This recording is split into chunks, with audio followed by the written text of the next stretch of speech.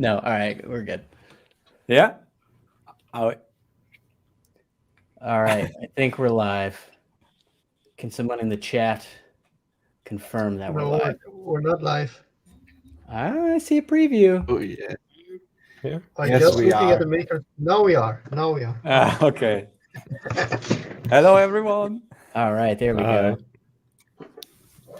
Oh, I have way too many things on my screen. I'm overwhelmed already. We should shut this down. Don't worry. Hi, everyone. Welcome to the MakerCast episode 37. Yes, to David Phantom, there have been 37 episodes of this, apparently. My name is Guy Dupont. I am hosting this time, which you already know.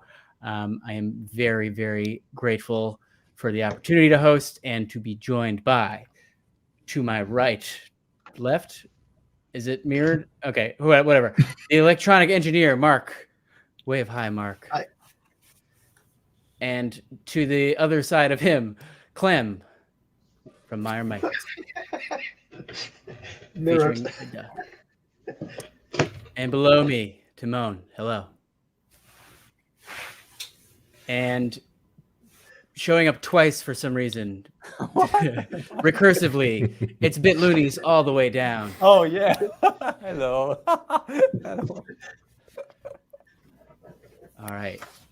Very excited to get started. Just a warning. So apparently I set this up the hard way. So I don't know that I can like highlight questions, which is something that's been done on this show before. I'm going to do my best to be watching. Oh, yeah, we should address Dave's not here. Sorry. Dave Darko is not here. He is not feeling well. He something happened. He's okay as far as I know, but we're wishing him the best. He cannot make it. So sorry if that's the only person you were here to see. Stick around. We'll try to make up for it. As I was saying, so I'm going to try my best to watch the chat for questions. I'll try to maybe politely interrupt and ask them as they come along. And I encourage my guests to do the same because this is very much a single-threaded machine. So just be patient with us. I appreciate it. Cool. Oh, were we all supposed to bring ducks? Nobody told me. No, I don't have any. It happened to have that I. Yeah, of course, it's a rule. No. You have to have that. That's the rule of the game. Oh, that's funny. I don't see a dog in the screen anyway. So All right. Well, Why are we going premium here? what's premium? Well, the Discord, we usually the cheap way and have the duck in the corner. Oh, yeah. you Yeah, pay so for this is StreamYard. my punishment for we're setting it up frugal. wrong. Is that I paid for it. So remind me everyone to cancel next month. Wow. So I paid for it That's great. and we don't get the chat. So double jeopardy. Yeah, but we get like a better streaming resolution. All right. That's well, true. If that's something Yeah. that matters to And you And guys. officially, you're now a streamer. Yeah. All right. So you have to stream every week now. That's the rule. I'll start a GoFundMe to cover. Okay, I should talk about what this is. I have a feeling most folks in the chat already know, but if you're coming from my channel, if you're new here, MakerCast is where a bunch of very talented people get together and talk about the latest things that they're making. So this happens every Sunday, almost every Sunday, as far as I can tell, and the video will remain up once we're done here too. So if you like this, go find the other episodes, of which there are 36. I think there's an official like playlist, right? I think. Yeah, it is. Yeah. Yeah, Okay. that is true. It's every first Sunday of the month. Sorry. Yes, not every Sunday. Every first Sunday of the month. And yes, I think I was good and put the link in the description beforehand. So yeah, I hope everyone enjoys. And without further ado, first up for show and tell, let's go in the same order here. Mark, electronic engineer, you want to go first? Sure. You can make the screen big if you want. Haha, yes, I can. Because I paid for that. All right. Nope, I removed you. There we go. Okay, all right. Nice. Well, I was on the cast 2 episodes ago, and I talked about the analog analyzer, and this is the one right here. So the build is complete, and well, it's been a roller coaster since because of this unit. PCBWay contacted me to have my channel sponsored, so I fell down the rabbit hole of having to produce many videos now. In the beginning, I promised myself when I started this channel, I will make videos whenever I want and about whatever I want. And I take all the time I need. And yeah, well, I guess I fell down the rabbit hole because now I feel like I have to make videos and videos. So that's all because of this unit. And I don't mind because they're helping me a lot. And the things I'm working on right now is actually this clock. It's not my design, actually. The Tetris that is was made by Brian Love. Always probably misspell his last name. Forgive me for that. But I think you all know Brian. He made the Tetris clock, and the thing I did, I implementing sound with it. The I2S display that's used here takes up a lot of lines from the interface, and I need to find a way to hook up an SD card and a sound speaker or an I2S amplifier. Took me a few days, but I managed to do it, and now I'm writing the code. So that's what I'm working on right now. And the last few weeks, I've been on a few projects, and the first one I want to show you, that's actually the video I shared. It's a PCB. Kai, can you share the video? Yes. Here we go. Coming in hot. It's just a view of the video of the PCB.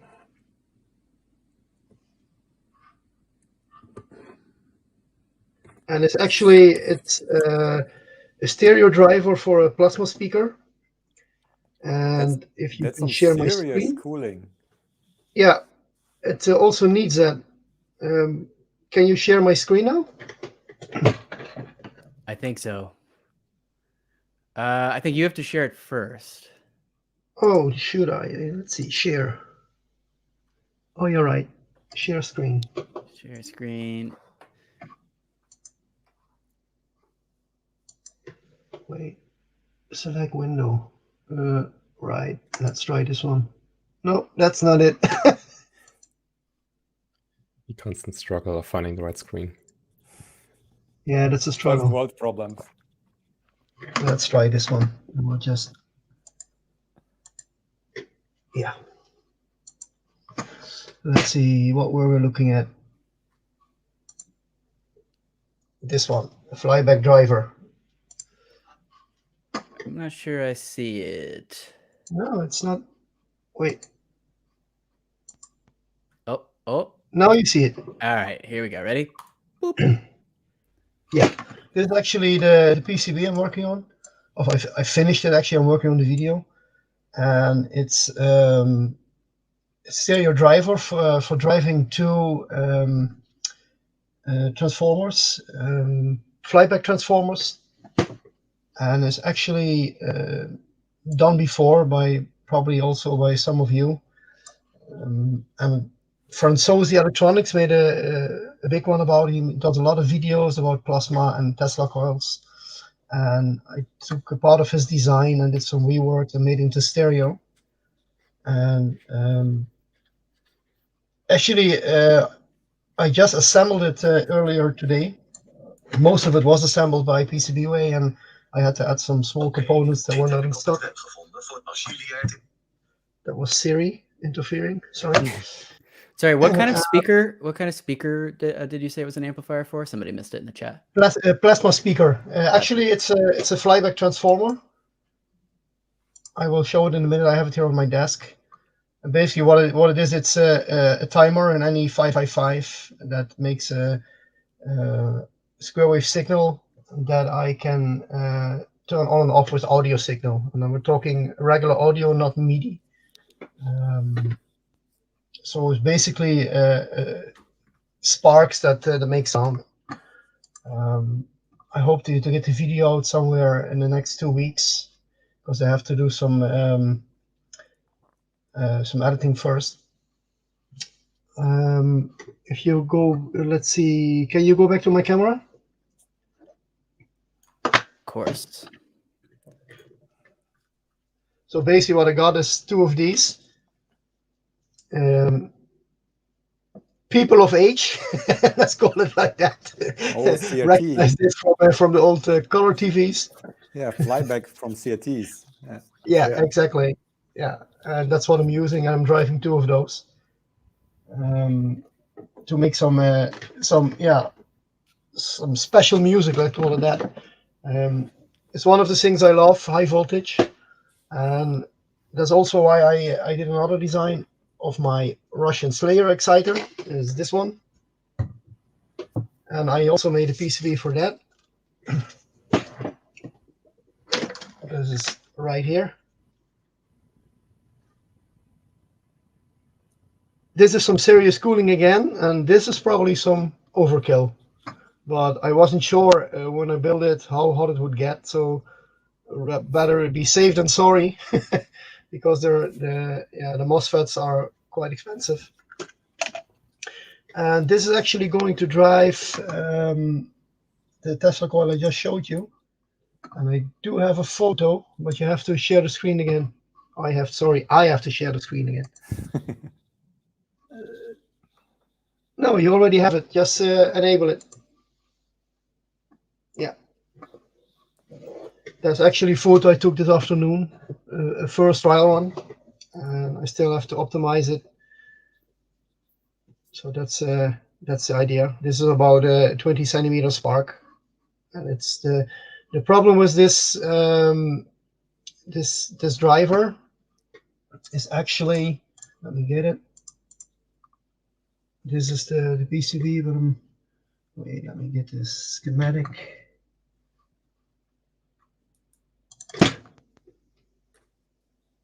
Yeah, it's actually a very easy way to build a Tesla coil. However, it's also a dangerous one because it's indirectly connected to the line in.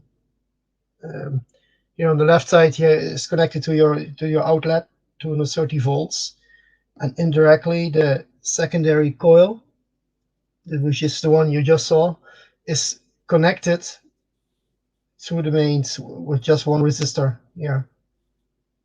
So if you touch the coil while it's plugged in, well, that is enough to electrocute you. That's a problem. And when you play with Tesla coils, some people think it's a good idea to, touch the spark or touch the needle or whatever. And then this is not the right circuit for it. But it's easy to build, and it's easy to reproduce because you don't need to tune it. And that's a big advantage if you're a newbie to Tesla coils. That's why I built it. And let's see, what else do we got? Oh yeah, there's another one. It's not high voltage. It's actually a totally different kind. Let me find it for you. This one. This is a PCB I built. It's being assembled as we speak. I expect them probably in 2 weeks because China is closed down because of New Year, Chinese New Year, and everything is on hold. Though they work the whole year except when you need them in January. This is actually, well, let's put it this way. Everyone who works in an office probably recognize it, that at some point you need to go to the restroom, you go there, you open the door, and all you can sing is, damn, wish I waited a bit. Who was here before me? So basically what this is a timer. And I will put it up in the office, and it's like an hourglass. Whenever you visited the restroom, you can press the button and it counts down. But it doesn't just count down, it also makes sounds. So I put an SD card there and it plays some funny sounds while being count down or while entering, and it detects some movement maybe. Then it will start playing sounds. Does it detect the length of the stay, so the duration? Well, you can enter it actually by pressing a button. The one who enters can just leave a note like, "Oh, don't enter for 10 minutes," or "Don't enter for the next Oh, hour." okay. And there's a bunch of pixelets connected to it. That's There's a potential for machine learning in there. yes, Yeah. yes. Yeah, you can hook up an odometer there. Yeah, we can maybe we can put in a gas detection sensor.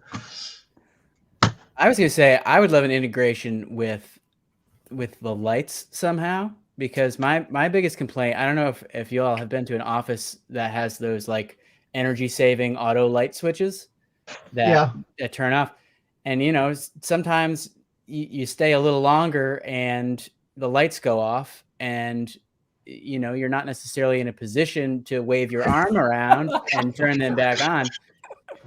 So Yeah. I guess I'm requesting a feature. Feel Well, free to put that in your It's backlog. possible. It's possible you can hook up a string of pixelets, well, up to what, 500 or so. So that would work. We can do something for that. It's a good idea. Can implement that. And another one I'm working on is this one. And this is actually a game. What you see here, here is room for an Arduino Nano. It has some pixelets and it has a few buttons, and it's actually a game. Again, it has an SD card, and this one has an onboard speaker, so I can play WAV files.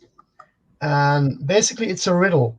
And I think in the theory, wait, let me put it in the drawer. It's just so helpful. Yeah.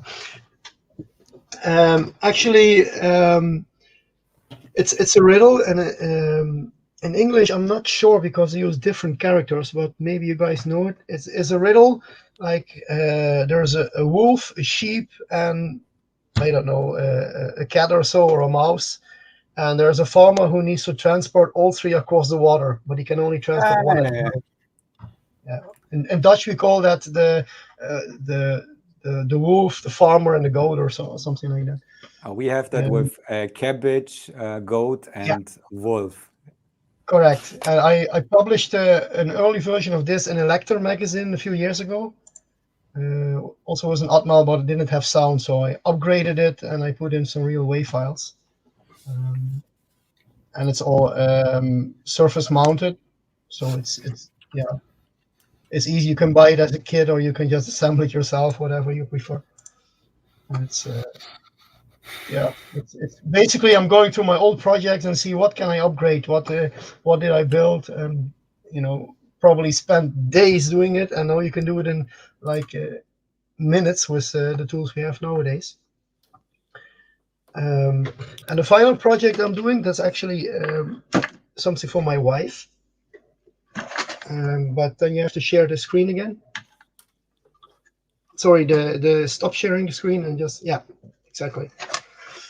Well, when you graduate, you get a nice diploma in paper, and depending on what school or what academy you went to, it's worth putting up the wall, or it's just a piece of paper and nobody would put it up.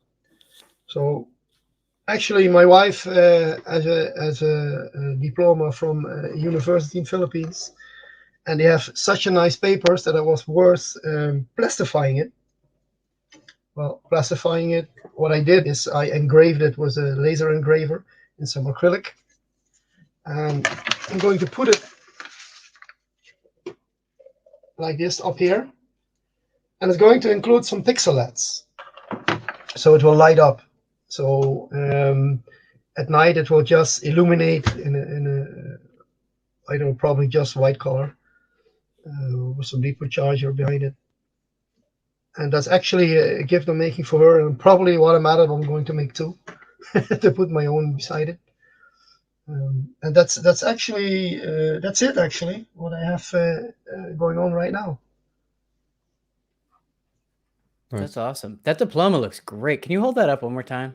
Sure. Can you hold it a little closer? Put it on wood. Even without the lights on the back, on the darker background, that looks awesome. Yeah. Very cool. Yeah, I have some lights for that actually. I saw them on eBay a while ago. It's those are little lights for license plates. Oh, please put back the screen. Yeah, it's this one. And the acrylic just goes in there like that. And there's an easy way to illuminate acrylic plates. They operate at 12 volt because it's for actually for a motorcycle for illuminating your license plate, but they also work on 5 volt and even at 4. So it's perfect for a lipo cell. It's a very simple build. Probably the easiest so far on my channel because it's just hooking up some lights. But it's part of it. It's nice. Very cool. Awesome. Thank you for sharing. I think we have a little bit of a delay on the YouTube side, on the chat. So part of me wants to just talk slowly and delay while we catch up. Maybe people have questions. No, I'm not going to keep that up.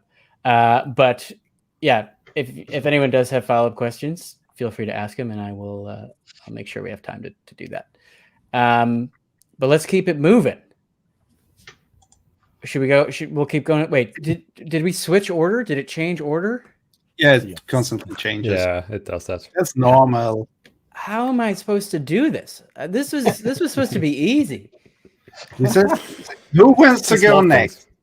I think you might be able to drag and drop people around, but I'm No not sure. way. But then you have to remember Don't things. tell me that. I'm going to start ranking people. Arbitrary ranking, just as Making a live tier list. No, I'm just kidding. But Clem, are you good to go? You want to? Yeah, sure. Actually, Okay, wait. First, really quick. Oh. You hurt your toe? I think I saw. Are you okay? Yeah. I broke my toe, my big toe, yesterday. Okay. Now, can I ask if your toe was made of your engineering resin, would it be broken? Definitely not. I love it. Keep going. Definitely not. I wish I could tell you like a nice story because I was skateboarding that day and I learned a new trick, and I wish I would say, yes, I broke my toe while doing sports, but actually I broke it while trying to get into bed. So like in the dark, I smashed my foot on the bed, and yeah, then I had pain. Yeah, but it will be better soon, hopefully. Okay, let's go to the nice stuff projects.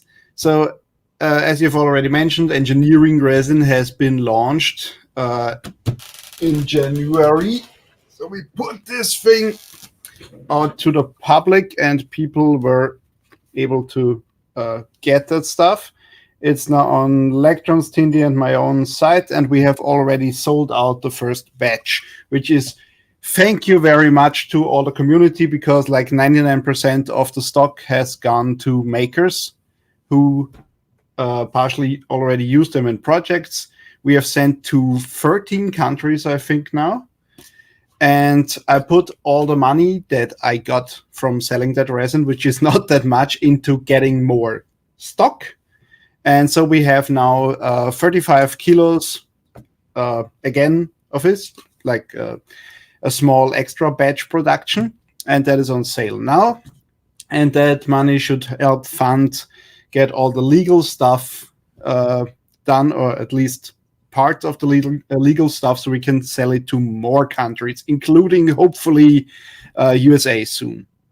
And then I will probably do some sort of pre-order or something like that, so I can get like enough volume to really make it shippable to America, because that's like expensive and stuff. All those texts on the back, like all the legal stuff here, that's all expensive. And you need that in every single language. But do you have to do more than the text? Like, do you have to certify it in some ways? Yeah. You have to have material safety data sheets, tests, and certificates, and all that stuff. For Europe, it's actually quite easy, because if you do it like for the strictest country, Germany, then you basically are good to go for most of other countries, and then you have to do the translations and stuff. But countries outside the EU have sometimes very different rules and procedures, and sometimes they are pretty expensive. So the last thing we did is for Norway. That was quite doable, wasn't that hard.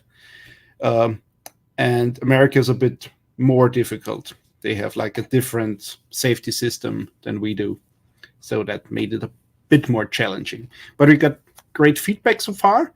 People are chucking this stuff into lathes, and they print like stuff you can hit with a hammer. Like this is like a benchy made from that. And you can like do whatever you want with it. And it doesn't break. Here it goes again. Yeah. And it's a nice thing that people love. Like I just smashed it and the supports just go away exactly at the right portion without leftovers. That's like the coolest thing about Nice. it. Yeah. And now on to like the What's more the interesting secret project. ingredient? Tell us. Love. It's love. Love. A lot of love. Okay. A lot of love. No, it's actually most of the 3D printing resins that you have like 2 or 3 components to them. Like there's a base, like a base resin, then there's the photo initiator, which makes the reaction happen, and there's like another monomer in there, and this stuff has like up to, I think it's 10 different components or so. Need to look that up in the data sheet, but it's like a lot of stuff that has to work together to make it work as it does. So it's a little bit more it's quite a lot more complicated than the normal stuff, and the individual materials are not that easy to get. Yeah, but we made it happen, and it's now available, and yeah. Cam, how long does it last when you print something with that stuff? How long will it retain form? Are we talking months, years, decades? I have the oldest prints I have. Like this stuff is like about a year old. I think a year ago we had the first like batch that is in the form it is now, and I have prints with them out in the garden in actually useful stuff. Like there are clips for my plants and stuff, and they still hold up perfectly. Okay. So there's nothing. The only thing that I encountered, I tried aquarium stuff, printing with it. And if you have long-term underwater exposure, then it tends to degrade over time. But there's a really easy solution. You just mix it with some regular standard resin, like 50-50, and you pretty much get most of the characteristics, like the impact resistance, but it's also more water resistant. So and we encourage mixing, like mix the hell out of it. Make it perfect for your application. We have some questions. Oh, yeah. Robin says, so is it actually about the CE certification, or is there some additional legal stuff with those resins? It's not about CE. It's more, it's REACH, RHS, chemical regulations, and user safety. So it's a bunch of stuff, but CE is not part of that. And then someone asked, like, you basically have to register the chemical composition. So basically, when something would happen, then every emergency responder would know how to deal with it.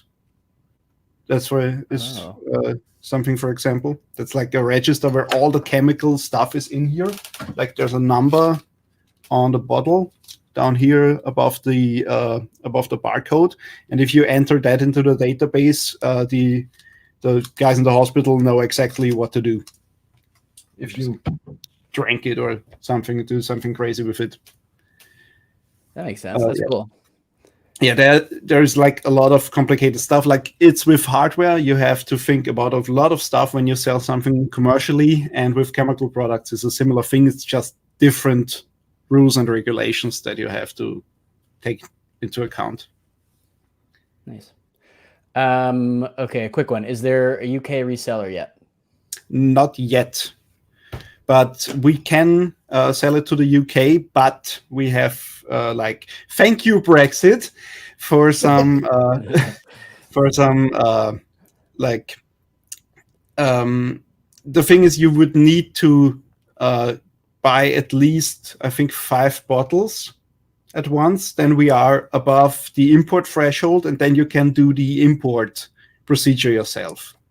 So if somebody in the UK wants to get it, they can order it, but it's a minimum of 5 bottles.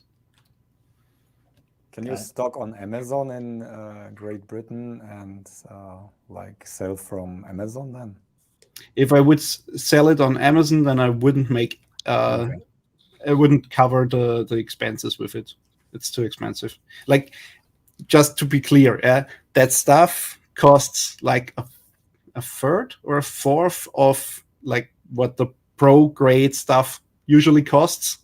Yeah. And the price is basically it's priced in a way that I cover my costs, and I don't really make money from it. I mean, so if someone wants to like have it and try it, they would probably take the extra cost if you like sell it more expensive in the countries where it's not available at all. So yeah, if a reseller would like do that, they can without any doubt they can make their margin on top of that.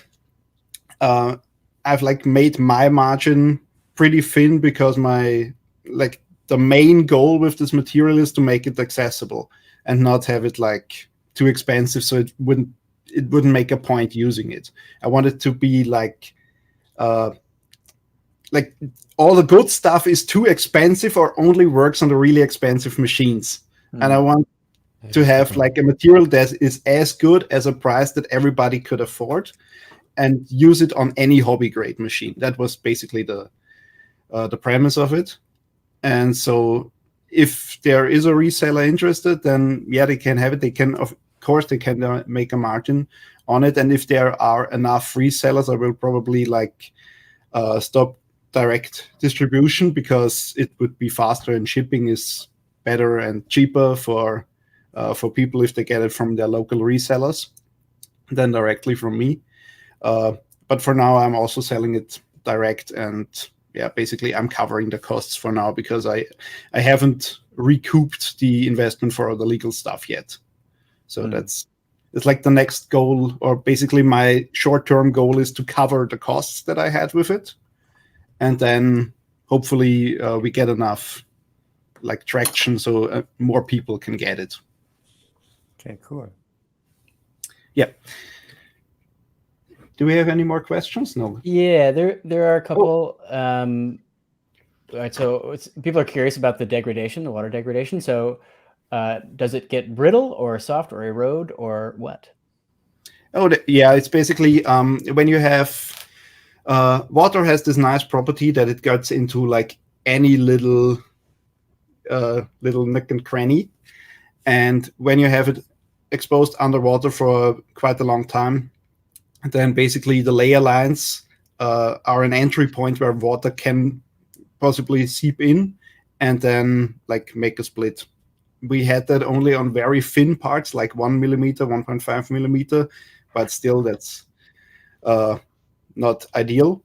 And the trick around was just to mix it 50-50 with standard, just any cheap standard resin into the desired color, and then the effect was gone.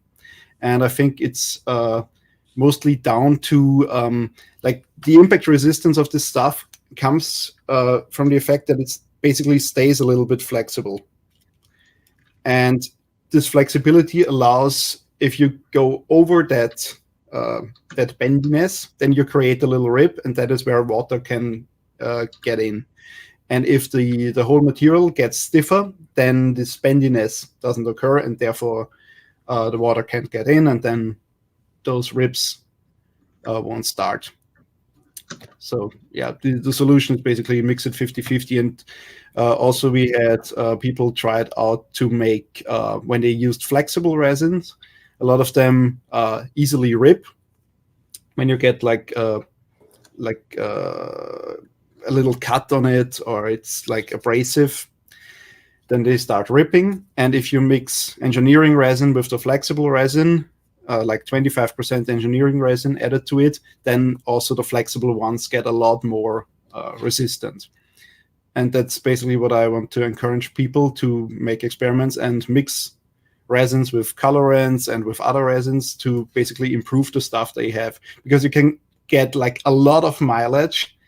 If you would use like a normal tough resin, then just mix the cheapest stuff with that one and you get like 4 times the resin for the same price.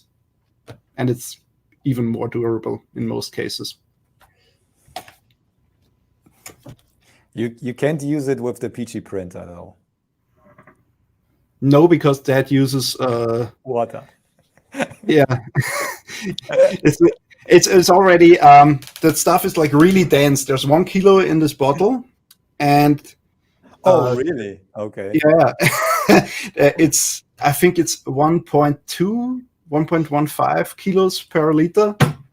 Oh, so it will It's like- sink. Yeah. It will sink to the bottom like nothing. It's also pretty thick, so you actually like on most of the tough stuff, you can't really see a difference between the materials. They just all look the same. They're all like consistency of milk or a little bit thicker. But this stuff is like a lot thicker, and that is why we also have like special profiles for all the printers on the website, because you have to give it some time to flow back into position. Yeah. So you have to be a bit slower on printing, but it's like worth it in the end because you get a lot stronger parts. Cool. But you have to be a bit more considerate with how you do it. Also, if you like, you can. I did it once, like crazy idea. Put the resin in half of the wet and stick a little piece of cardboard in the middle and normal resin on the other one, and then took it out and printed something. Then you have like a half and half piece because it doesn't really flow together. It just makes a little slurs, and you basically make a multicolor print. That's like random. It's not really multicolor, it's randomized. Yeah, but it can go pretty crazy with it. Sweet. Any more questions? No. I kind of lost track. So I would encourage Clem. I would encourage you to maybe dig back through when you're done. But yeah, if anyone wants to know stuff, just tag me on Twitter or somewhere else. I usually answer within a few minutes, hours, whenever I get to it. Yeah. Okay, then let's go to the electronics, because these are, I think, more exciting for the people. And like 2 years ago or so, I made this thing, which is a little rover robot with a Raspberry Pi inside and a Raspberry Pi camera. Originally, this had the HQ camera inside. That's why the cutout is so huge.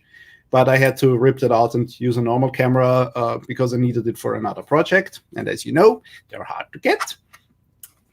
Yeah, I made that 2 years ago. You control it over the browser, and you basically control it like you would do with a Mars rover. There is a project by YouTuber Homo Faciens from Germany, who has his attic full of little robots that you can control at any time over the internet. And I thought that is so cool. I wanted to have something similar. And I basically used that robot to retrieve a screwdriver from under my workbench. So that was basically the demo for it. And then in another episode, I made this extension here, that arm, because people in the comments were asking for, yeah, you can push around things, but you should actually be able to manipulate stuff. So I made this little gripper that stays in front of the camera so you can see what you're actually doing. That's also controlled over the web interface. And then I got the comment, can you make the same thing with legs? And then this is my newest add-on to it. Basically, that's a legged robot base with 4 legs. I planned, as you can see, based on these 2 cutouts, I plan to have 6 legs, because 6 legs is the easiest gait, because 3 legs are always stable, and you can just make a stable gait and don't have to implement dynamic walking.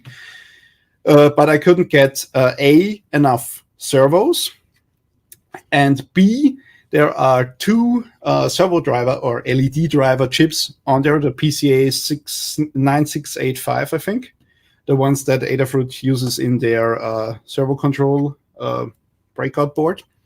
And I messed up the I2C addressing for one of them, so there were planned to be 32 channels of servos, but now we only have 16, and I need 14 for, I need 12 for the robots, 3 per leg. So I made a quadruped out of it. This board on top is actually like a double use thing. The original robot was controlled with a Raspberry Pi. If you would like to control legs with a Raspberry Pi, you quickly run into problems with driving all the joints in real time, because Raspberry Pi is not very good at real time stuff. So I've put a microcontroller on it. That's an ESP32S2, one of my favorite things to use lately. And also here is a little place for the almighty Compute Module 4. And there's also like this GPIO header for a normal Raspberry Pi. And to my knowledge, as of now, this is the only add-on board intended to be used with all models of Raspberry Pi that have been released.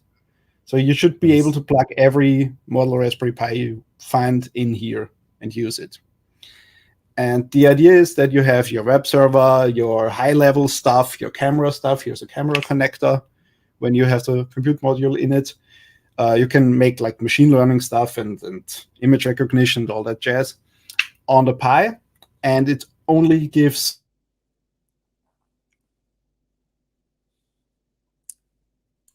move forward, left, right, wherever you want to go. Exactly the same as with this rover. So if you lost your contact, it would still be like operational and can do its stuff on its own. And it's not dependent on waiting on the main computer to do stuff. Of course, I couldn't get the right compute module in time, so I had to like restrict the video to the robotic base for now. And when the video releases, which is not out yet, I don't know exactly when it will be released. So this is like a sneak peek.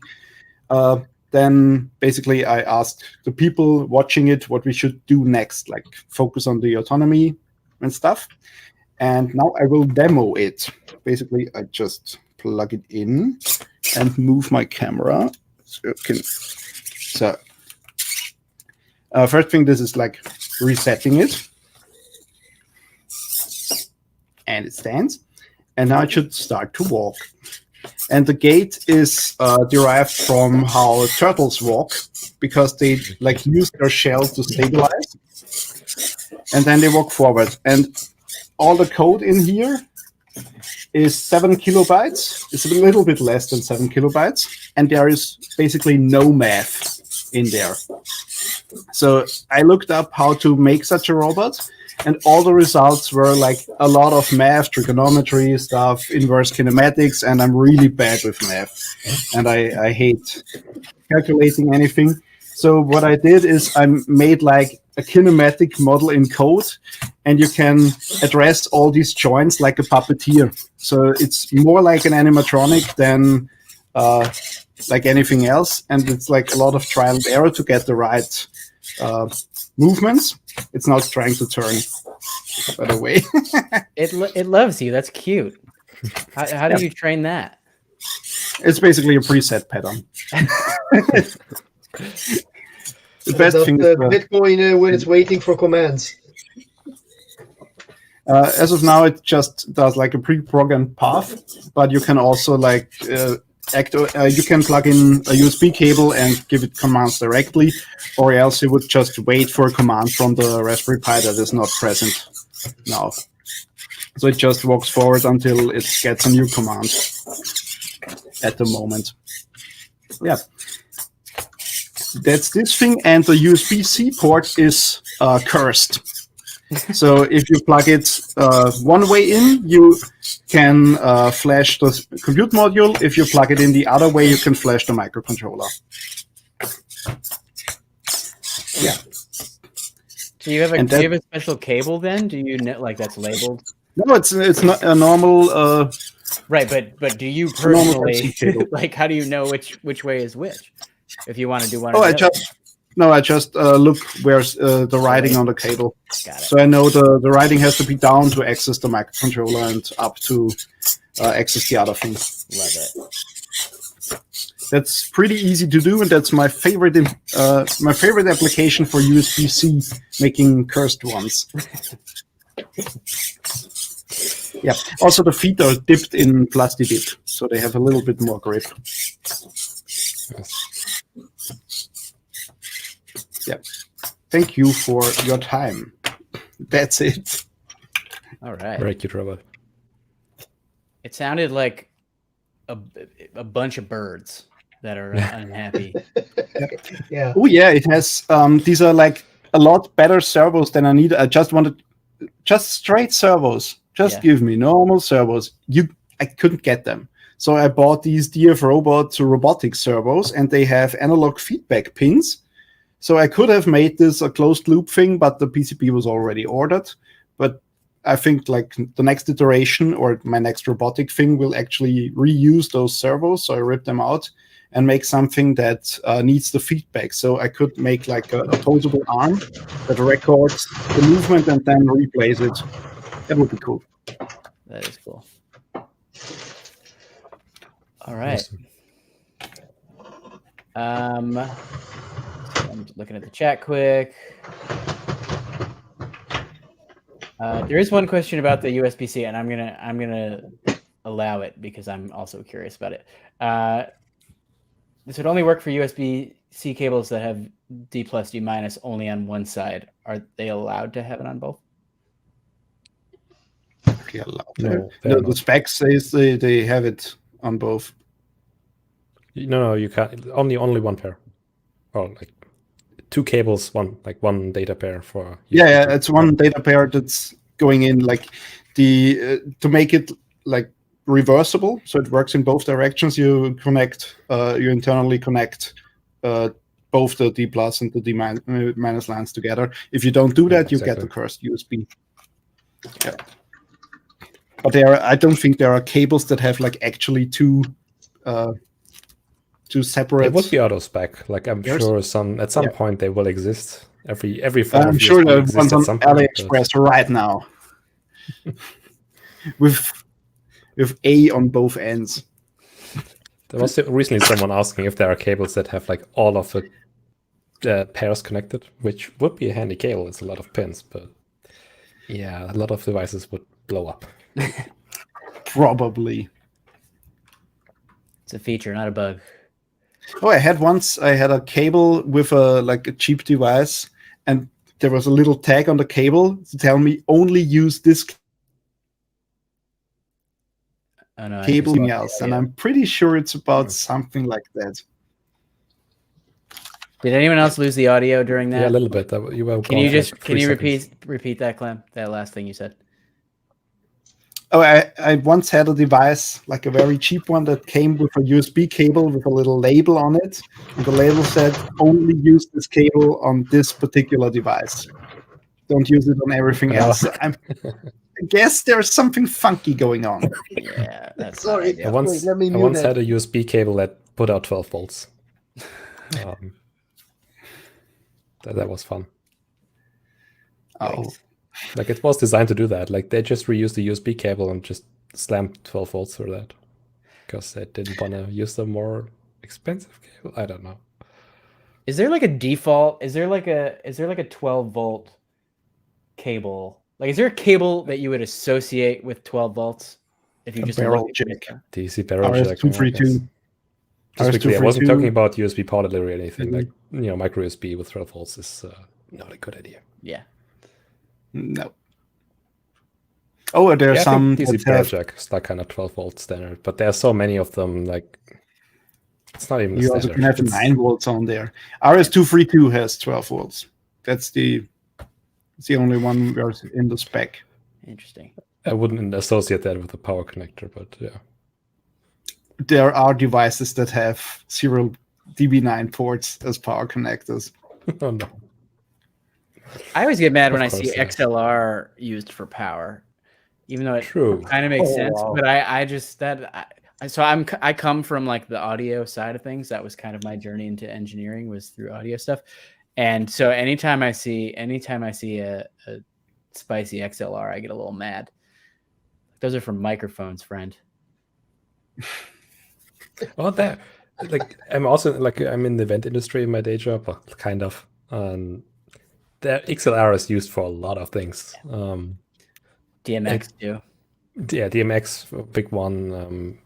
Then you get cables that look like XLR, but actually like Ethernet. There's a lot of weird stuff with around this mechanical standard. And I then you imagine get that's like 5 because pin, it's 3 pin, good. 8 pin, 10 pin. They're just good. Yeah, is it? I imagine people use them because they hold up. I don't know.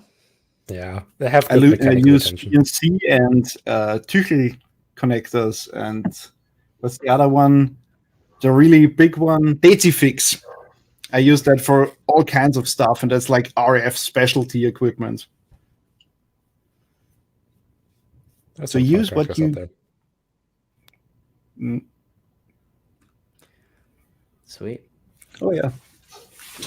Shall we? Like on this thing here, there's the Oh, what do you got? that's BNC connector. That's my power plug. Because is I that? can. Oh, that's a tube amp. Not a tube amp. It's a tube distortion pedal. Oh, Or nice. basically, it's like 3 tube distortion pedals in one. So you have 3 stages of distortion, and you can exchange the tubes. I would absolutely step on the tube and ruin everything. Yeah, you're supposed to I would handle get so that with excited. care. Yeah, it has a foot switch, but it's like, yeah, you're not supposed to step on it. There's a video on it on the Element 14 channel if you're curious. All right. Keeping it moving. It looks like we're in the same order here. Bitluni, would you like to go next? Okay, I can. So I hosted the last MakerCast, and I showed stuff that I did there. And since then, we had a few live streams on my Trash channel where we developed stuff, and I also progressed in my phased array thingy. So I think I will start with, okay, so let me show first like this phased array stuff. So this is like my current prototype. So we have like here, oh yeah, these are like transducers, these are senders. So these are emitting 40 kilohertz waves that can be phase shifted somehow. And this is only one receiver. It's even like hot glued for now. And I had to add like a small amplifier board because the echo that I get. So the idea of that project is that I, at the end, have this working sonar.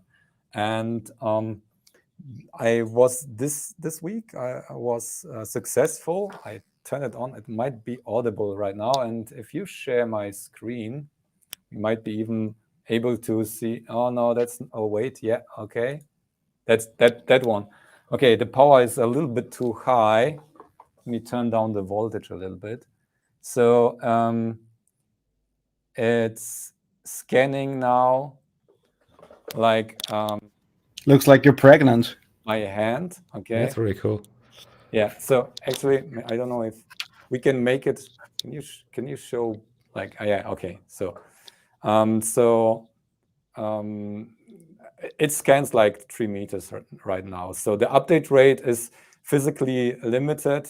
So I turn it around so we will be able to see me. That's me just in front, the blip there. And if I move to the side, it will scan like maybe the wall. Yeah, here comes the wall.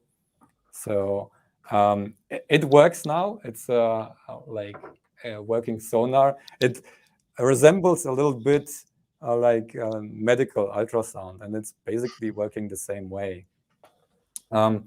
Unfortunately, we are a little bit limited by the physics of that because I'm scanning like 64 rays in different directions, and I have to wait for the echo And since the speed of sound in air isn't that high, it basically takes some time to return. I can limit like the distance and maybe the angle or resolution, the angular resolution, so the update rate gets faster there.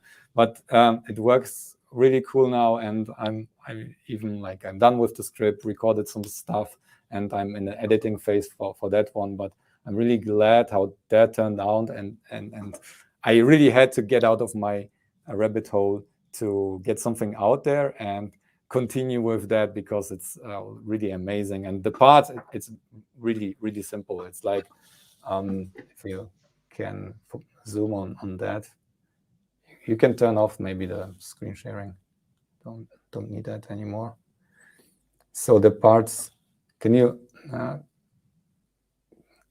you can turn off the screen sharing. I'm totally panicking over here. One sec. Oh no, okay, no worries. All right. Oh yeah, and now if we can, yeah.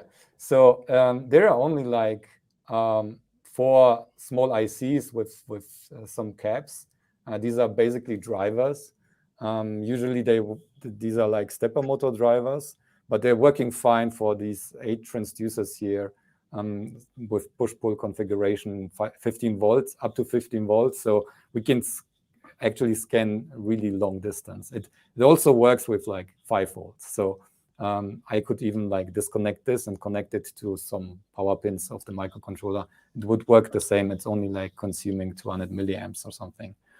And yeah, it's very simple. Usually, okay, if you buy these transducers from browser, they cost like $3, but you can get them for 40 cents a piece in China. So the expenses are not very high for working sonar. So yeah, looking forward to do more with that. But I also have like made different stuff this month in my live streams. So one thing is was working with let me turn that off, with TensorFlow. So I tried some machine learning because I learned, if you share my screen again, yeah, I learned that TensorFlow is now available like in JavaScript, and it runs in the browser, and it actually you can learn like in real time in the browser. So we started like very simple. I basically made like you can draw stuff. So, and this AI doesn't know anything. And now I released the button, and it basically sends this training data that it trains now. And my CPU is now like fully loaded. And once it's done training like that, it will predict my next movement at some point and show, okay, this is like, it will show me how the circle would continue with what I'm drawing now. So, and it's working really fast with the prediction afterwards. And if I release again, it will learn again. So if I restart that and maybe draw an 8 like that, it will also learn that. So it's currently only it's learning like curvature. And this is like very simple stuff. It's working like in the browser, and now it will basically predict like the next direction where I have to draw and stuff. So really simple stuff. The setup wasn't very like easy because the documentation is lacking some like descriptions, but the tutorials are great if you have the time and if you're like curious. Yeah, I'm looking forward to use that with like combine it somehow with hardware at some point. So yeah, TensorFlow is a lot of fun. Yeah, it's really easy to like use. It's like one page of code. I don't know, maybe I can show the sources. I'll show the sources now. Here. Okay, this is the complete. So this is the complete page, including the most of the code is the painter tool. So the learning is just this here. So this piece of code is only like the learning part. So it's very, very simple. Yeah. Oh, another thing that I made. You can turn off the screen again. It's like a simple thing, since I'm always working with the ESP32s that are connecting to my Wi-Fi, like the LED wall back there, and everything is like controlled from the chat during my live streams. And I have like even text to speech. Like maybe I can demonstrate that. So this is okay. This is something that with text to speech and some audio and whatever. And I have many gadgets that are running like on the ESPs. And often if I use like DHCP, so when I just take the IP, whatever it assigns, the router assigns to me, I have to like hook it up to the serial and check there, or set up some kind of output and see what IPs are there.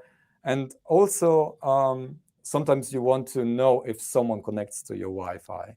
And the people voted on that, suggested the project that we make an IP sniffer. So it would basically, we have an ESP32. This is running the code. It's very simple. I shared it like it's on GitHub, IP sniffer printer on bitluni. I don't know if I can drop links. I think, oh yeah, that worked, okay. So I dropped the link in the chat. It's a very basic sketch, and it's listening to the UDP messages that the device that's connecting is sending. Unfortunately, we are not able to get the responses from the router, because the router is basically routing it directly to the device, especially on Wi-Fi. It doesn't need to broadcast it. It knows where it comes from. But we are still able to intercept the communication because it's like open to the public, at least within the Wi-Fi. And we are basically listening to the packets that are sent from the device to the DHCP server, and we are waiting for the packet that requests. So there is like communication. The DHCP suggests a new IP to the device, and then the device requests the IP. And we are basically only intercepting the request. We don't get the ACK, so we don't know if the request was accepted, but most of the time the request is accepted because the DHCP suggested that IP already. So if I connect it right now, it will basically listen to the UDP packets, and I got like this Bluetooth printer. This is like a small thermal printer, and it connects to Bluetooth. And when I take now like a device, this is like my text to speech thingy. If I reset that, it should reconnect to the DHCP. And what we should see is that the other one, I don't know, did I press it? Okay. Oh, okay, here it comes. Oh, I might have it.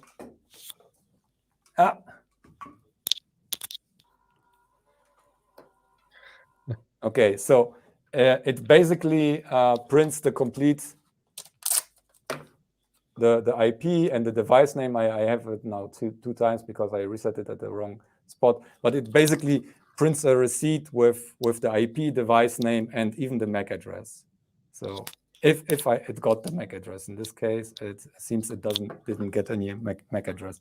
But it's a very simple thing. And if I have it like only turned on and connected, it will basically print a receipt every time some device connects to my Wi-Fi. And this way I'm also able just to take that and maybe stick on my new ESP that I connected to the router. And the router will almost always assign the same IP address.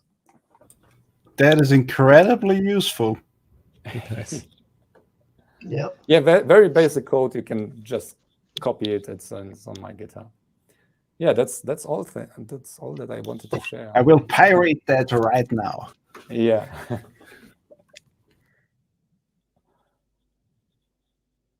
Okay. Yeah, that's super cool. What not to ignore the obvious cool part of that whole thing, but can you hold up that adorable little printer again?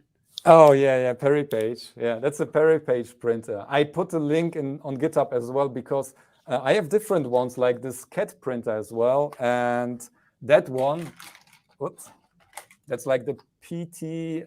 What's the name? PT 210. These all seem to work with the library. Oh, there is like in the comments of the code, you need to install Larry's library, and unfortunately with the ESP32, not all like so Espressif messed up like the Bluetooth stuff. They had like to replace the with the new compiler. I think with the new release, they had to replace their Bluetooth code, and that code crashes with some printers. So apparently I was like debugging because this printer was very reliable in the past, but as soon as I have like Wi-Fi and Bluetooth running at the same time, it crashes like with a Stack Overflow in the Bluetooth stuff.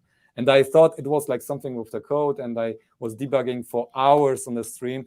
And then we just switched the printer to the Perry Page, and that worked reliably every time. So apparently the Perry Page is stable with the ESP32. With other Arduinos, so the library works with like other Bluetooth Arduinos. It seems that the other Arduinos are working properly with all these printers. Nice. I just saw a question come in. Is the thermal paper cheap? That's a good question. Oh yeah, you can.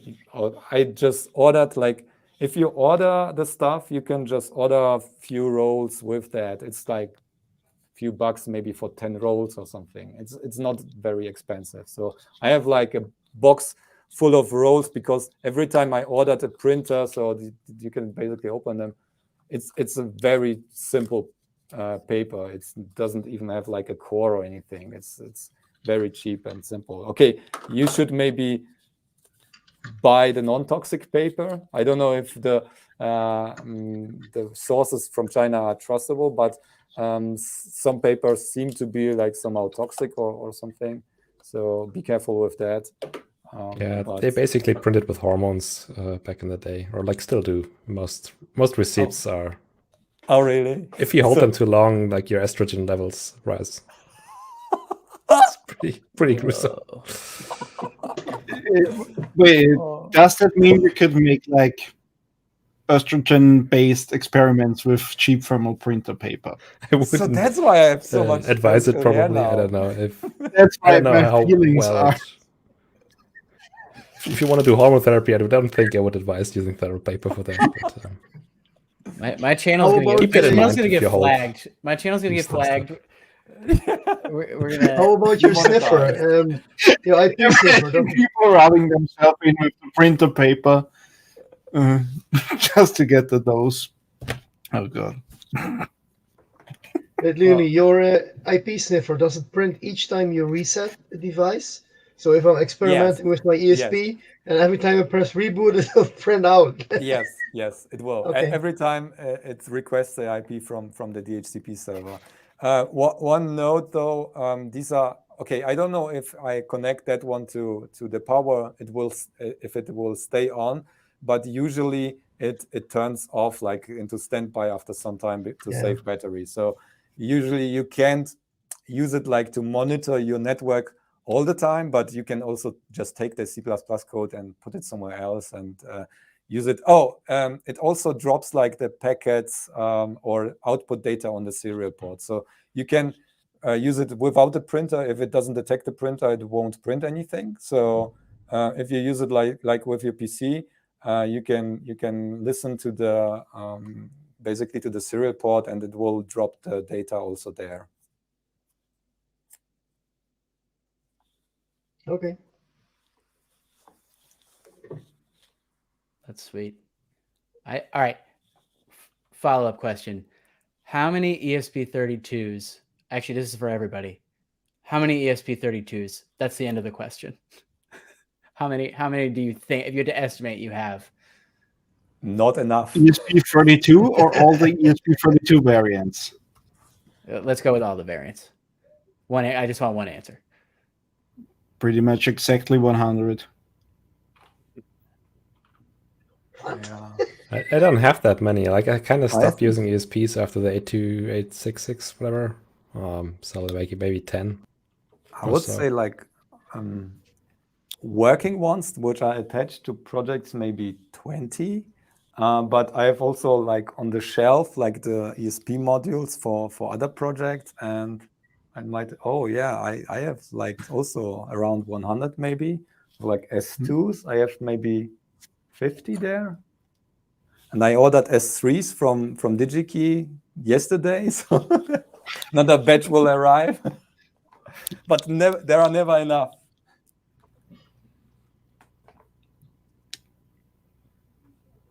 Nice. I'm guessing 20. And How many of those are blown out? That's a good question. None of mine, because I just keep buying them and keep forgetting to use them. Actually, no, I got to use one for my day job recently, which was shocking and surprising. And so I have this one that's just sitting here.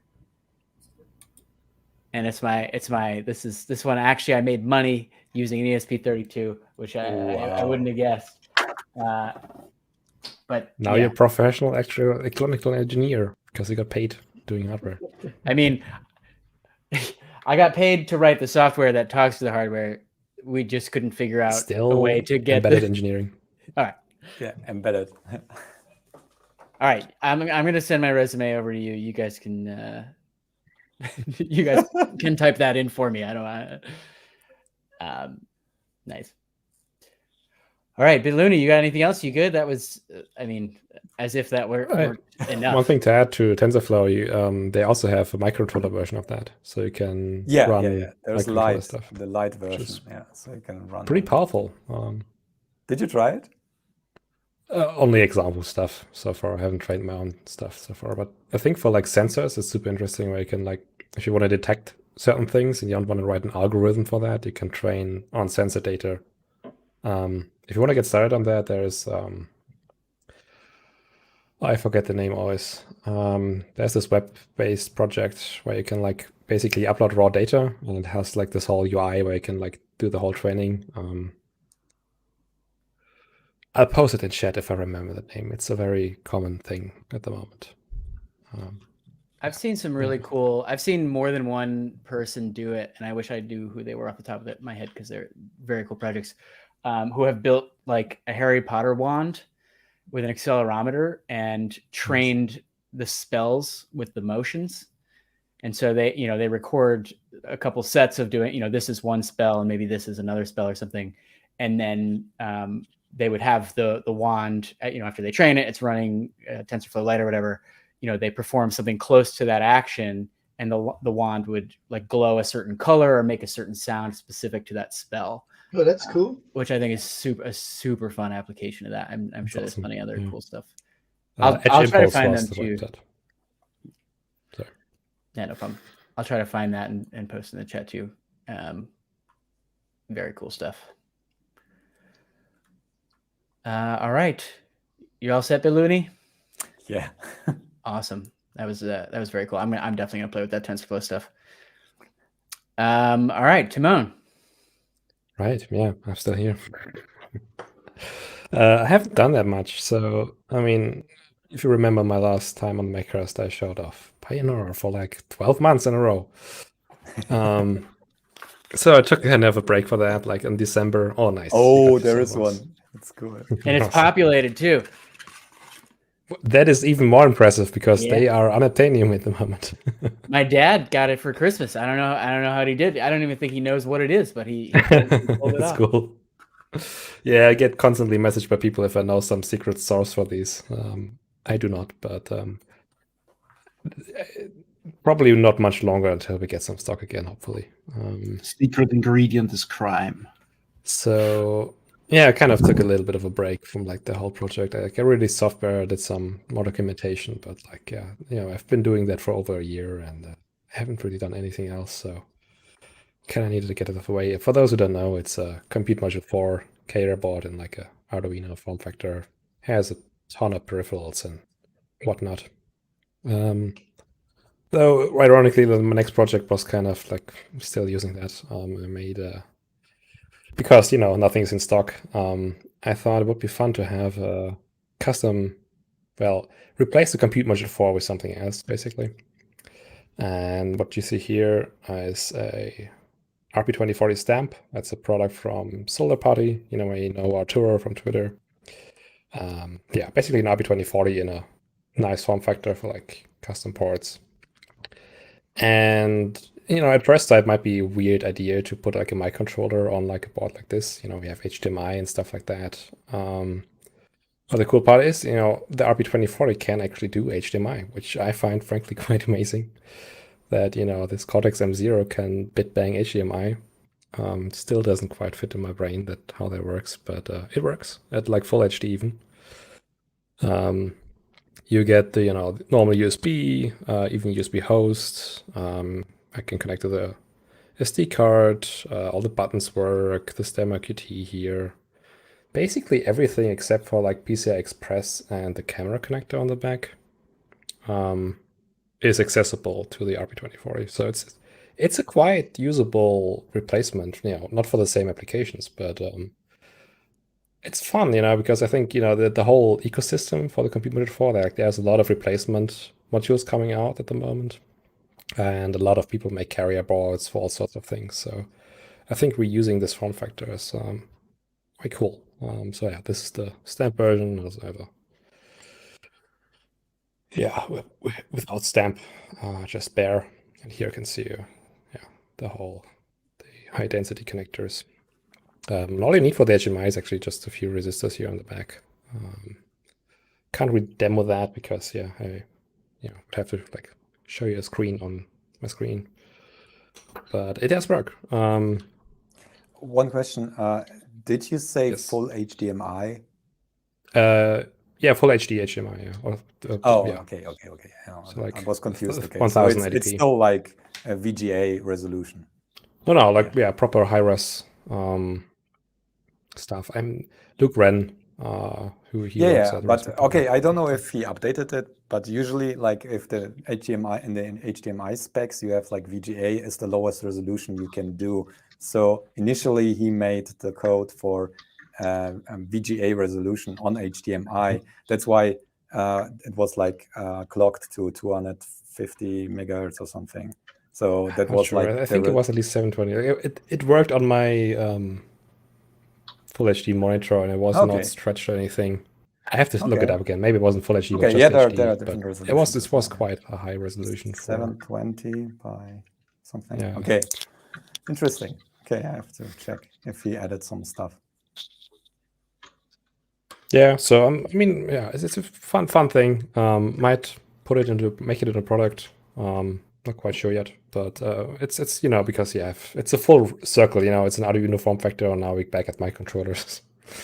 And if you already have one, I think it's nice to have more options that you can use a carrier board for, and I think that what makes carrier boards kind of nice. That you can you have this set of peripherals, and you switch your brains out basically for something that's more suitable for your application. And one more last thing. It's not that interesting, but if I have it around here, I made a little. If you work with microcontrollers, you may have heard of. I forgot the name. Tag Connect, which is like this little cable here. They are proprietary, very expensive cables, but they are quite popular because you can. It's basically like a pogo pin connector, and in the embedded world, they're quite popular. But they're not that easy to get outside of the US because their shop is based in the US. And like the cheapest source for these outside of the US is Mouser or DigiKey. And for some reason, they only sell this variant here, which is from Microchip, which has this RGA 11 connector here. And it's like 35 euros, I think. like $40. And I made a little breakout board that goes to all these common JTAG or SWD connectors. Yeah, that's it. How do you connect that? These pogo pins. So right, I think I have. Oh, right, yeah, I actually put it on my board here. So it has like these little these alignment are like pegs. guides. Yeah, these steel pins, you can see them, and in the middle you see these golden pins. And you only basically you need just some holes and these 6 pads, and then you can. If that focuses. I guess you can kind of see it, but yeah. Oh yeah. And cool. you just press it in. You also get like a back retention clip for these if you want to like keep it pressed in. But yeah, it's a nice connector that like you don't need a component, and you can just place it anywhere on your PCB basically, which makes this quite nice. It's like a free debug connector, but you don't need an extra connector on your PCB to start debugging.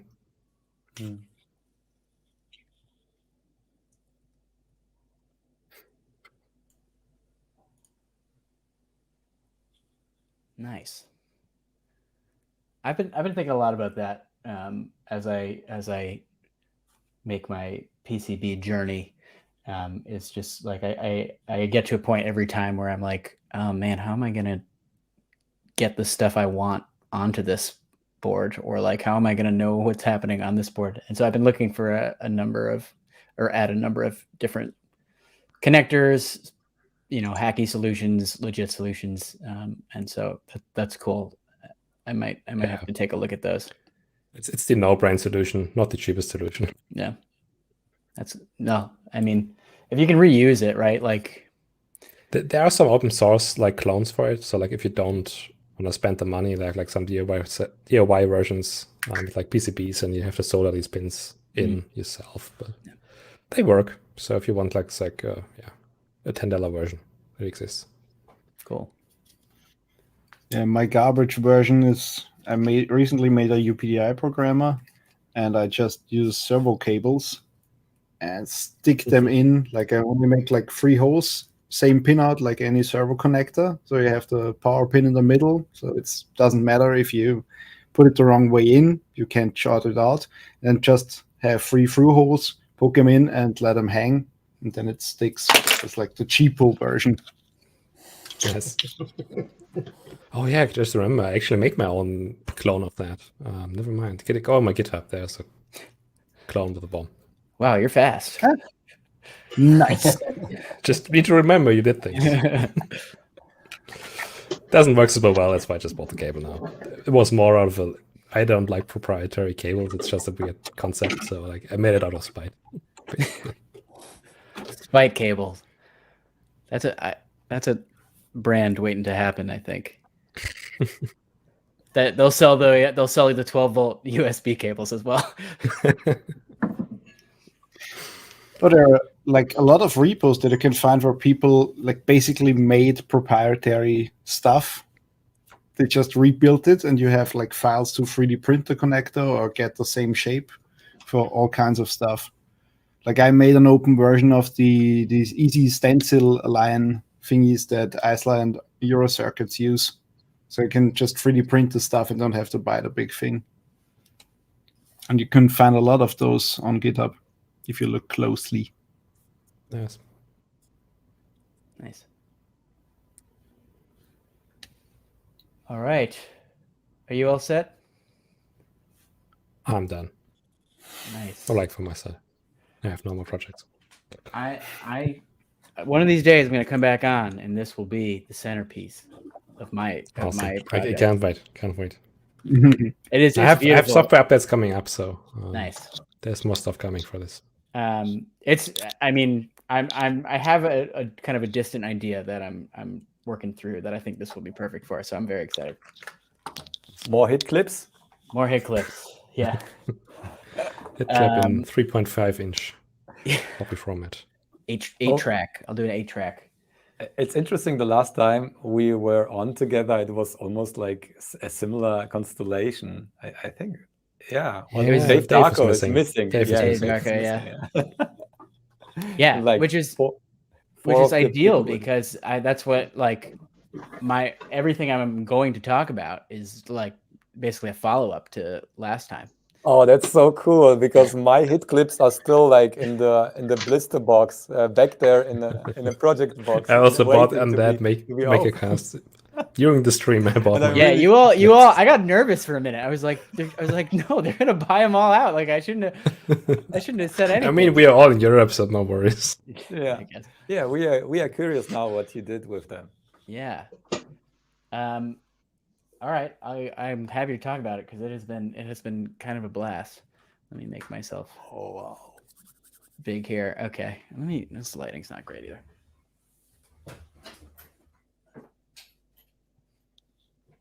I look like a ghost. All right. Well, now I'm just blown out. It's all okay. I'm being a diva, you guys. All right.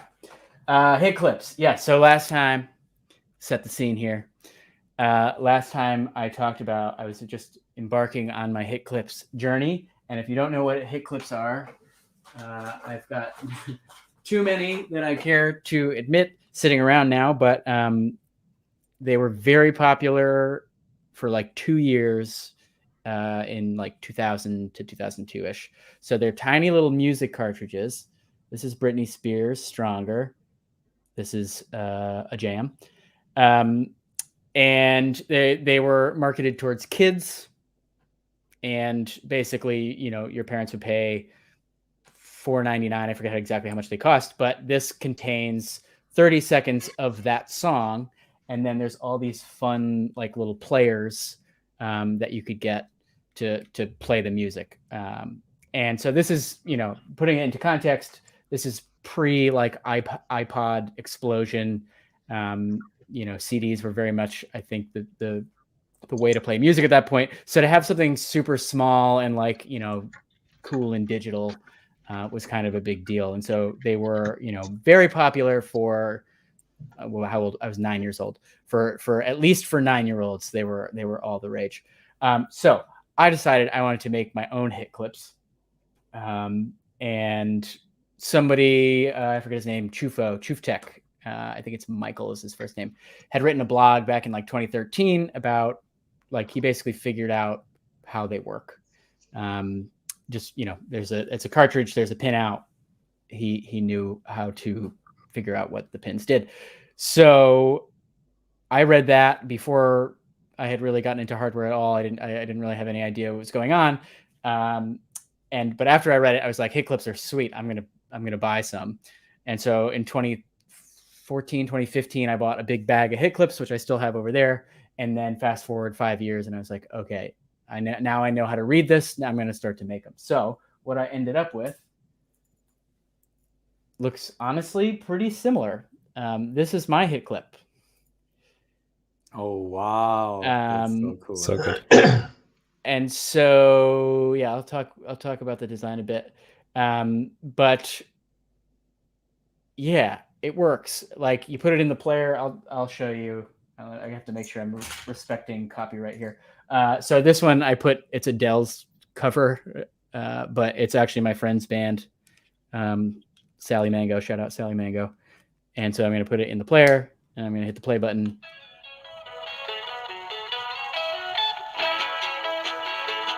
Yeah, so it works, which is super exciting. I was not sure I was going to get that far, but I did, and I have this this MakerCast to thank for it. I think you all got me really excited about the idea, and you all were the ones who pointed me towards this is a PCB way print, this case. Oh, cool! Yeah, it looks so good. They look awesome. I had like that because that was going to be the biggest thing. It was like how am I ever going to do this case? And I was thinking I was going to have to do like an opaque one and then just put like a sticker on it, but that didn't feel quite as cool. But no, you all were like, oh yeah, definitely just take out PCBWay, and yeah, it's perfect. So it's a little. I mean, it's a little easy. It's a little fragile. It's easy to scratch. I mean, part of the fragility is, I mean, my design is not going to win any awards. Those are pretty thin walls. But yeah, I'm super impressed. And yeah, I'm seeing questions in the chat. So not only does this hold the whole song, this holds about 5 hours of audio. Oh, wow. Yeah, so we're talking albums. We're talking It's probably more than all hit clips ever combined. Yeah, playlists, whatever. Aren't you worried, Gay, About what? about copyrights claim or so? Yes. Because you're basically copying probably a patent pending product. Yes, so I am. I figure if I get enough attention where that becomes a problem, Yeah. I'll deal with it. But the other thing is, so I'm not selling them currently. So I think I'm okay there. And then they let the trademark expire. Which is Okay. somebody else is like, I wish I could say that. wow. I wish I could say that I like looked that up ahead of time and was speaking, but no, someone was. I was like, I don't think I could sell them. Somebody let probably some copyright stuff, and they were like, oh no, I just checked. They let the trademark expire. So Okay. we'll Yeah, I think I'll the let you know. trademark's the only thing probably. I'll give you a call from jail if it goes south. But yeah, I hope Tiger Electronics has bigger fish to fry. I hope like they're too busy with dealing with the long Furby explosion to pay attention. But so I do want to show off the PCB if I can get it to show on this camera. So basically, the way this holds in is there's two little cutouts. Can you see it? Yeah, kind of from that angle. So there's just two little slits in the plastic. And I just gave the PCB little wings. So to get it in and out, you just kind of lightly pull the wall to the side, and then this just pops right out. And so on the back, you can see, oh, look, it's just an SD card. That's it. So that's where the limit comes from. So in theory, it could hold a lot more than 5 hours of music, but I think at least the way I have it set up now, the firmware I have now is using the Petite FS file system. So it's basically like bit banging SD protocol. So it's written in pure C, no dependencies. You just have to drop it into your project and literally just tell it how to set pins high and low, which is amazing. But that is limited to, I think, the FAT32 file system. Oh, yeah, 32 gigabytes. Right, but I think an individual file, I could be totally wrong about this, but I think an individual file can only be 4 gigabytes. Yeah. And the audio file that I'm playing back is basically, you do the math, that comes out to 5 hours. So that's where I'm getting that limit from. So in theory, if I used a different micro, if I used some better like SD card tactics, you could probably have a ridiculous amount of audio. And I could also, like, another option is to actually split the audio up and have the play button, rather than just play or stop, I could have it like jump tracks. And I almost did that, but I kind of figured that was against the spirit of the clip. So True. What is it for a microcontroller in there?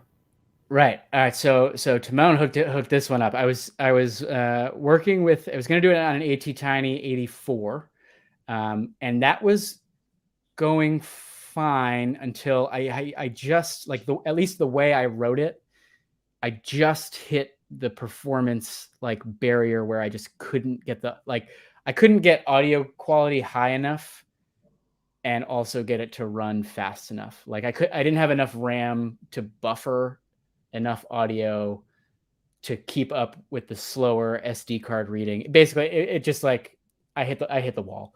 And I'm sure I could have done some optimizations and found just a better way to organize it, but I kind of had the structure of the program in my head and just wanted to get it out. So I switched, at Timon's recommendation, the SAMD09, which is, same pin out. Readily available, still available. Please don't. There's like 3,000 of them left out there. Please don't buy them. Just give me like a month, if you're watching. Yeah, and basically it was like I think quadruple the RAM and a much faster clock, which is fortunate. And yeah, works awesome. I'm very happy. If the audio quality is so it's basically it's a wave file. It's a mono wave file. It's 8-bit wave file, which is not as scary as it sounds. Like I associate 8-bit music being like, chip tunes type stuff. But it turns out 8-bit waves actually sound pretty solid. It's more about the frequency, the bit rate, I guess. So it's 8-bit at roughly 16,000 hertz playback. So pretty honestly decent audio, like not CD quality, but much better than the old hit clips, which I don't want to play just because I don't want to mess around with copyright. But you can find videos that they sound astoundingly bad. I'm trying to think if there's anything else to mention on this. One other kind of weird thing I did, and I don't think it's a good idea, but it ended up working out, was you can kind of see this is actually 2 PCBs sandwiched. And so I have the SD card on the bottom. I have all the surface mount components kind of in the middle, and you can even see I did a cutout for the microcontroller. And then the top here, I used it's the pads that match up with the ones in the original clip. And so the idea was kind of like, I just wanted to, because the case doesn't have a back, I just kind of wanted a surface to protect things. And also because the inside of the players just have little spring fingers that touch, just literally make contact with the board. It just made sense for it to be kind of further out. So if folks have better ideas on how to accomplish that, I mean, this honestly appears to work great. It's a little bit of a pain in the butt because I have to like hand solder the two boards together. But I didn't really know like if there was an obvious way to handle that kind of case. But I'm pretty happy. I guess you could maybe misuse other spring contact type connectors, like something for SIM cards or something could maybe fit. But it's difficult probably to find the right part for this that like it's not too large, and there are a lot of them out there. But what about the pin out? There are 8 pins on the original and 6 on yours. Yes. So the 6 are like, this is like core hit clips functionality. So this is like you can play music.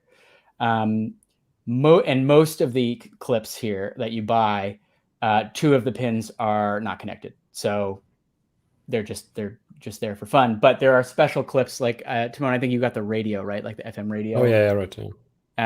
And there's one clip where you can actually record to the clip. And so I think basically those 2 extra pins were just like bonus, special functionality. So I just didn't bother. I don't have room with the current design. So that's the difference there. So technically, you don't really have to infringe on anything. You can basically make your own audio format on there, make players for it where people could record and also play them back and exchange them. So you just need to make it like look a bit different, and then you can make that like a pretty cool thing. Yeah, so that's the thing. Like I agree, but then another part of me is like, I just made what did I really make? Like we've moved past this. I can get any song in the world streamed directly to my phone in a second. And so like I am someone who enjoys physical medium. I have a bunch of vinyl records out there, but like if I drift, I had to remind myself throughout this process, like if I drift too far from the original design, like I'm not sure. I don't know. It just wouldn't have resonated the same way with me. It's not retro anymore. It's just obsolete. Yeah. There's something fun about making it compatible with the old players. That to me was like the kind of the key piece. But it's been exciting. It's been a pretty cool response. I've had a number of artists like reach out and ask about getting them made, which, you know, maybe I will have to figure out the legal situation. Oh, really? That's cool. Yeah. Indie artists on hit clips. How cool is awesome. that? Imagine if you buy our album on vinyl, you get a hit clip with Yeah. it. The fact that the trademark expired is so cool. So you actually can let them sell their own hit clips like with the actual name. So branded like that. So one I thing hope so, yeah. Yeah, you would of need to re-register that so someone else doesn't get in on that. That's a good point. It's not that expensive usually to register a 900. trademark. 900. That's it. For two for categories. Europe. For Europe. So yeah, for complete European Union, I think it's the same price for the US. Well, when I financially recover from buying a month of StreamYard, I'll Cue the memes. You have your channel monetized? I do, but you know, it's not. Yeah, people can send some love using super chats, or is it off? Is it? I don't see that. It's not No, we on. don't have super chat. Oh. There's a button with $1 on it. Oh, I can pay myself apparently. Why don't I see that? Okay. Super chat. Maybe it's country based. Or is it just All right, it's asking for my credit card info. Hold on, I'm super chatting. okay? So it's on. Okay. If I can do it, you can do it. I am just kidding. You don't have to, but right. Hit clips. I did see a question come in. Did McDonald's give them for Happy Meals? Yes, they did. Oh no, they didn't give them for Happy Meals. They were, if you remember, there's a special kind of toy at McDonald's where your parents could just buy it extra to be put with your Happy Meal. And so it was one of those. It was one of those, you know, more expensive promo deals. I see a lot of people talking about Techmoan. So I have watched the Techmoan deep dive into hit clips. I love it. And people are like, oh, you should get in touch with Techmoan. I am trying. I don't know how. Techmoan doesn't have any publicly available contact info. I don't know how to handle that. So if you have suggestions, if you know Techmoan, let me know. I would love to talk to Techmoan about it. I think he has a PO box where you can just send stuff. Nice. All right, I'll write a letter. Oh, and ask the 8-bit guy or Look Mom No Computer. I think they know him directly, so they may able to help you. Nice. Oh, you guys actually don't have to do that. Thank you for the super chats. 50 kronas! Oh my god!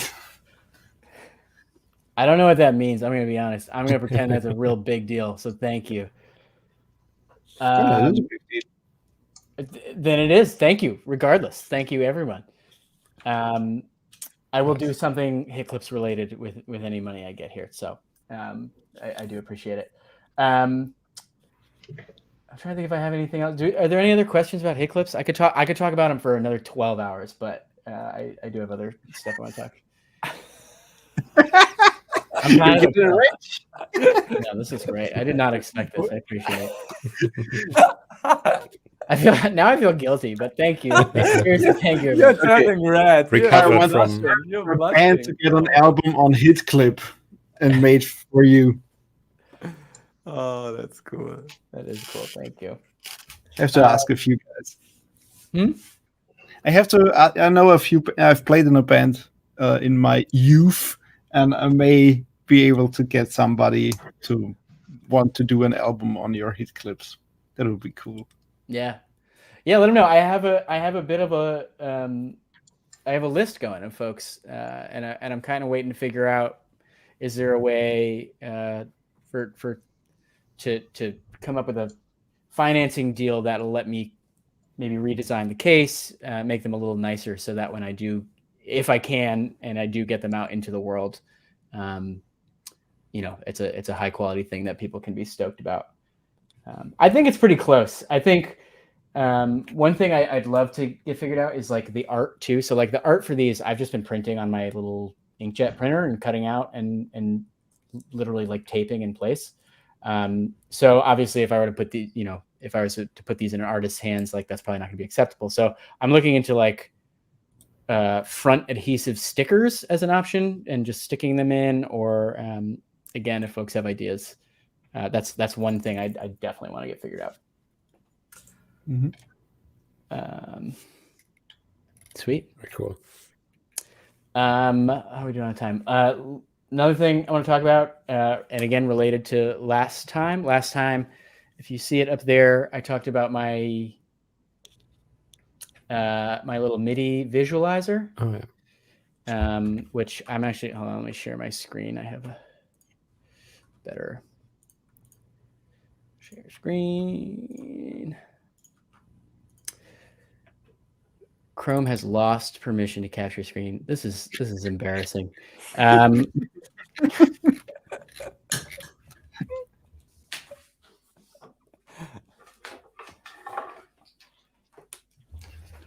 Ooh, something chunky. Yeah. So this is probably dead, so I can't turn it on. But this was one of my first big builds of the quarantine. This is a MIDI visualizer. So you feed MIDI into it via an ESP32, of which we have several, and it displays the notes with some RGB LEDs, behind the keys and the staff in real time. So I built this a long time ago. I'm very proud of this. I loved it, but this is a one-off thing, and I wanted to be able to share it with people. So I made this little fella, which is called the Mini MIDI Vitsi. I might be more proud of the name than I am of the actual thing. Where did I see that tonight? Yeah, I saw. Yeah, I noticed your background there, Mark. So same idea. You send in MIDI, which I will do while we're sitting here. Let's see, this is gonna blast me in the ears, but hopefully you won't hear it. Curse of Life demos.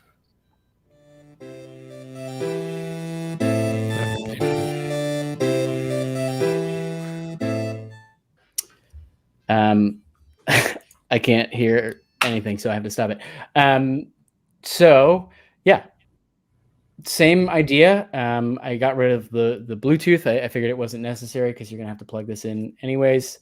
And got some little reverse mount. What are they called? The SK2816. It's the same as the NeoPixels. And yeah, so they just slide into a little cutout there. I can't. There we go. So yeah, the board's got a bunch of holes in it. The LEDs just pop right through, and then on the other side, they're not quite flush, but I actually think that helps the effect a little bit. And yeah, it's a really simple build. I'm using this is the Jiao RP2040, so we're all using RP2040s these days. And pretty simple MIDI to NeoPixel code. I will be open sourcing all that soon. I don't have it up quite yet. I'll probably make a video about this too. So one thing I want to talk about. So I did a first version of these. I'm not sure I have any sitting here, where I tried to do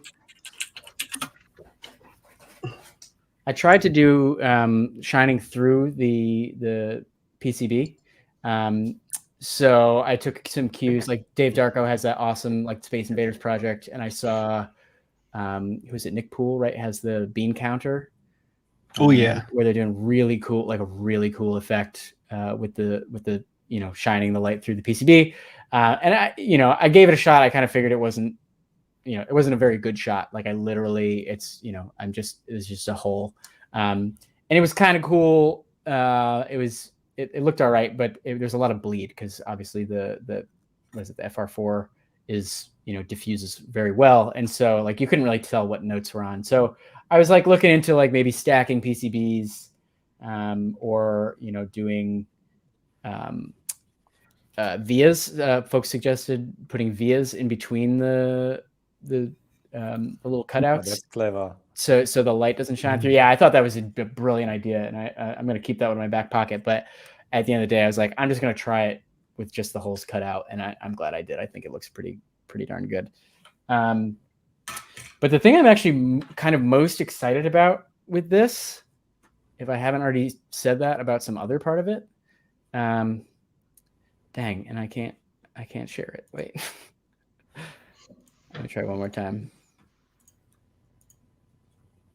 No. All right. I can talk about it. But basically, so if I were to give these out to people or sell them to people or what have you, something I am very anxious about with selling products is like, how do I support? How do I help debug? How do I provide updates?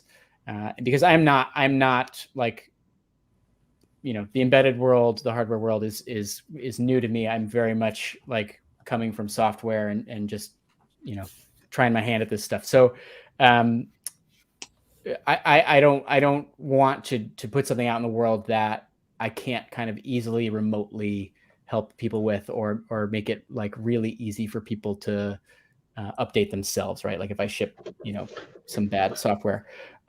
So what I've started doing with this is I wrote a web front end that lives on the flash alongside the firmware. So this is running Circuit Python. That's kind of key to this equation.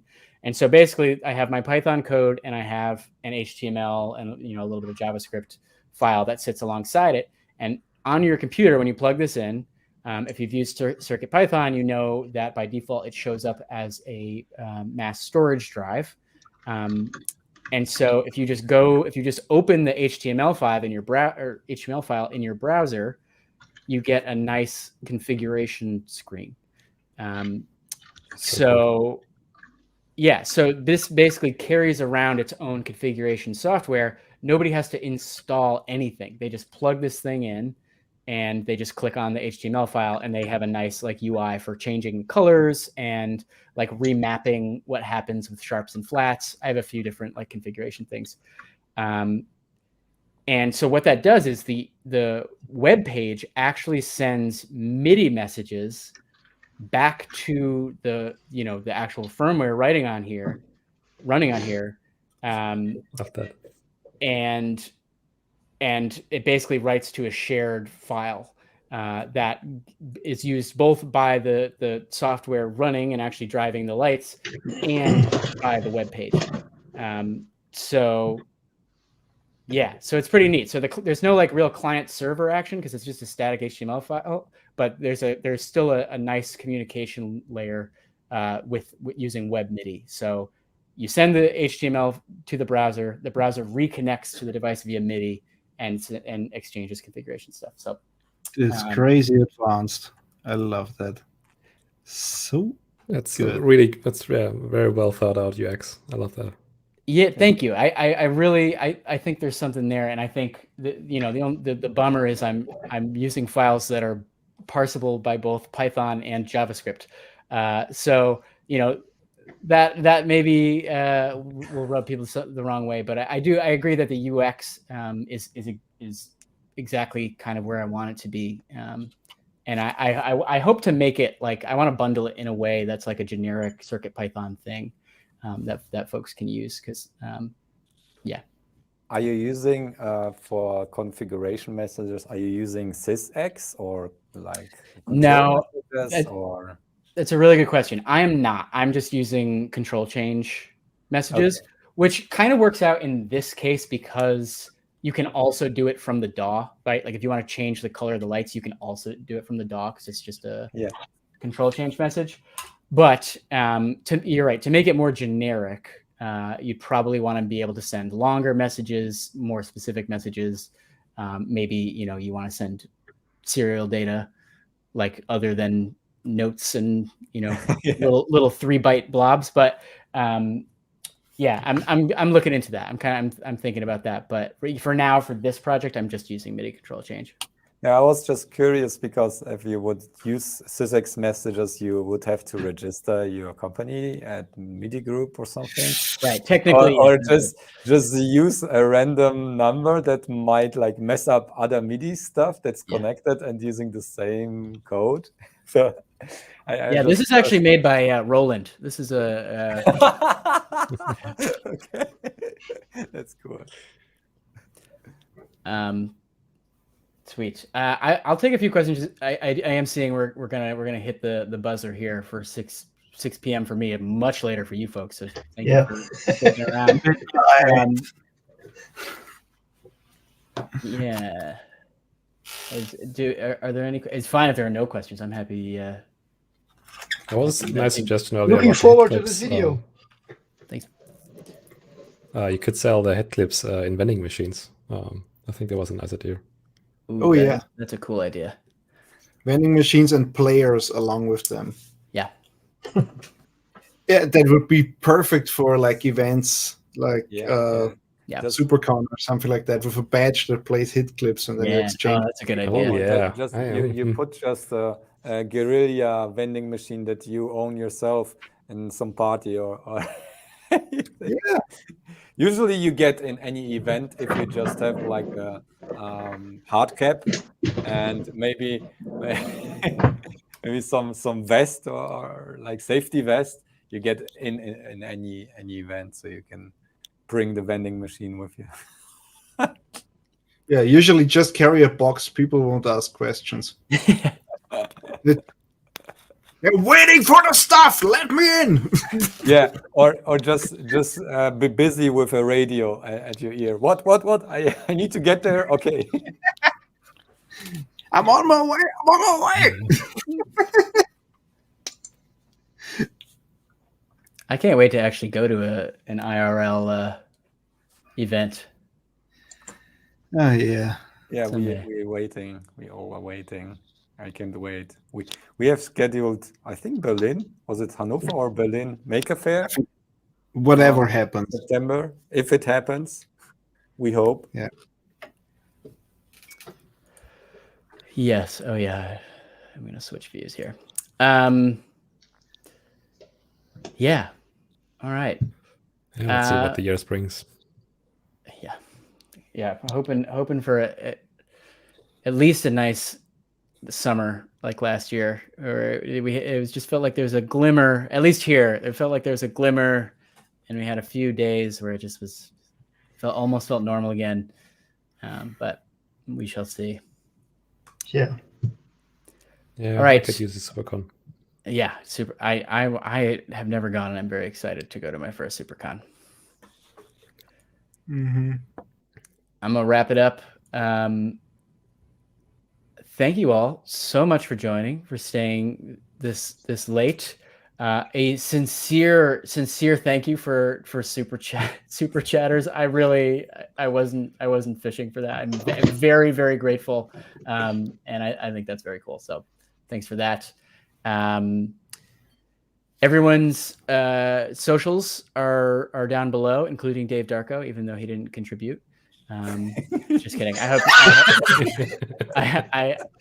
hope you're feeling all right. And I look very forward to watching episode 38 next month. Yeah. Awesome. Thanks for having us. Of course. Thank you Thank all you. very much. Bye-bye. Bye. Bye, Bye-bye. everyone.